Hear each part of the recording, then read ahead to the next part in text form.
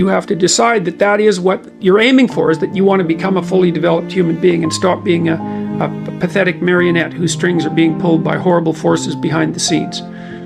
So I would say to wish on a star is to aim at the highest good, and the question then is, well, what is the good? Well, we can answer that in two ways. We could say that the good is the opposite of evil, and I can tell you what evil is. Evil is the conscious desire to produce suffering where suffering is not necessary. And so if you read about what happened in the Nazi concentration camps, for example, or in the Russian concentration camps during the time of the Soviet Union, you get a good flavor for what constitutes evil.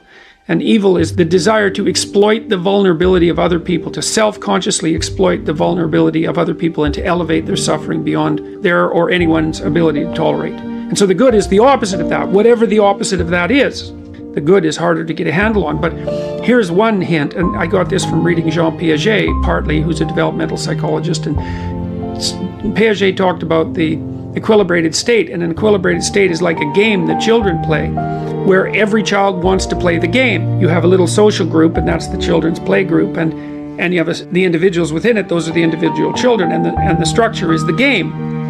And it's a good game if everyone wants to play it. And Piaget noted that a game like that will outperform a game that people have to be tyrannized to play, because it doesn't require any enforcement cost.